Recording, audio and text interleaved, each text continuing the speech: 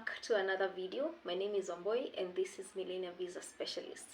Well, today's video is more educational than anything else, and this video is going to be a prerequisite for another video that is going to come up that will be focusing on the visa application process for a spousal visa to Australia.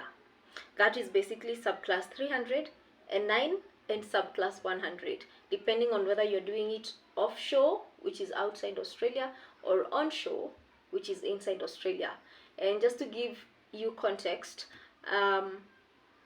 the subclass 309 and subclass 100, it's a visa that is issued for prospective partners or partners for an Australian citizen. So one of the partner has to be a citizen of Australia or a permanent resident of Australia, and the other partner could be from any country.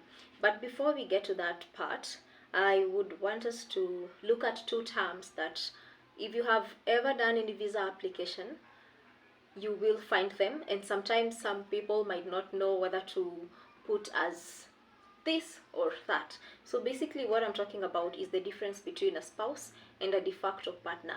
Especially that term, de facto partner, you're more likely to come across that term when you're applying for visas to Australia, be it student, be it work visa or spousal visa or even a visit visa. So I decided to make this video so that we can clear up and there's no confusion on whether to put someone as your spouse or is that person your de facto partner. So let's get into it. Let's start with a spouse. Someone is your spouse or someone is a spouse if you're legally married. And if you're legally married, then there is evidence of that marriage in terms of a marriage certificate, or even if you don't have a marriage certificate, then you can have an affidavit of marriage. Both of those documents serve the same purpose. They show that the law of whichever country you come from recognizes that you're in a legal marriage union with another party. If it's a de facto partner, you are not legally married, meaning you don't have a marriage certificate, or an affidavit of marriage, but you have something similar to a marriage. What do I mean by this? You don't have the paperwork, but you live together as a married couple. Okay? Now, secondly, for a spouse, there has to be genuine proof of that relationship, that it is ongoing. So you cannot be in a marriage and the relationship is no longer ongoing. Maybe there's a separation or there's a divorce. There has to be evidence that that relationship is ongoing. If someone is a de facto partner, they will need to see evidence of you two living together for at least 1 year. 1 year is the minimum amount of time that you have to show that you have been living together with your partner for it to be a de facto partner if you're not having a marriage certificate. But if you have a marriage certificate, then you don't need to prove that you have been living together for whatever amount of time. You could get married today and you can include that person as your spouse because you have a marriage certificate. Now, for de facto partners, this evidence is brought about by things like evidence of cohabitation. So if you live in a rented place, then there is a tenancy agreement that has both of your names, or there are bills at home that have both of your names, or you have things like shared finances. So you maybe have a joint bank account or you have bought some properties together. So there has to be that joint finances. We can also show this by having joint travel, and this is evidenced by flight tickets, hotel bookings of places that you have been to together, or things like photos, something that shows that you're actually a couple, and also things like joint communication. So these are WhatsApp messages, phone calls, and all that kind of communication. So if you have that evidence and you don't have a marriage certificate, then that person can become your de facto partner. Now, these two, whether it's a spouse or a de facto partner, both of them can apply for a partner visa for Australia.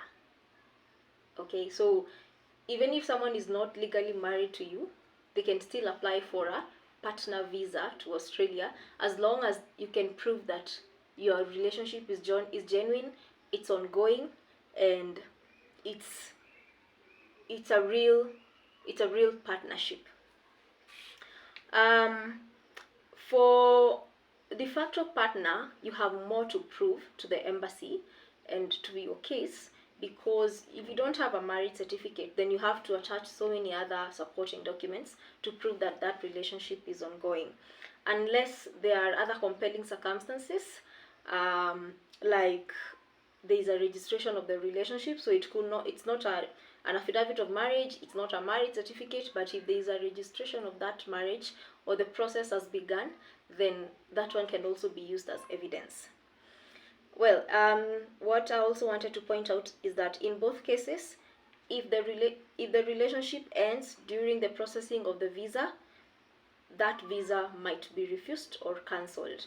And actually, when we are applying for those kind of visas, you're advised that if that relationship breaks down, then it's upon you to inform the embassy that that relationship is no longer there, so that that visa process can be terminated or maybe postponed until a later date, if it's in the case of going through a separation, even if it's just for a short time. Having children together can strengthen a relationship, especially in the case of a de facto partner. If it's a spouse and you already have a marriage certificate, you may not necessarily need to show that you have children together. But if it's a de facto partner, as I said, you have more to prove. And having children together with the both parents being shown in the birth certificates for the children can strengthen that relationship. So that's it for the differences between a spouse and a de facto partner.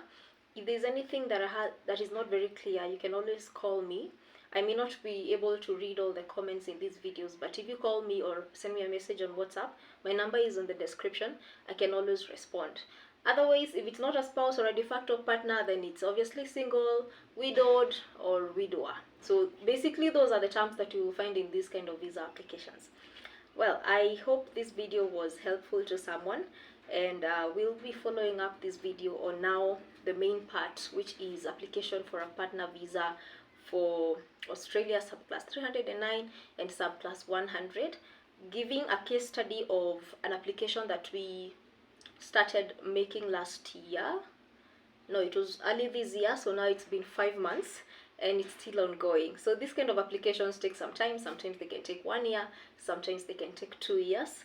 But most importantly is to gather your documents together, be prepared for the financial cost of this kind of visas, and also exercise patience, because it could take a while, but eventually you'll get your visa. So that's it for today, guys. Bye. See you in the next one.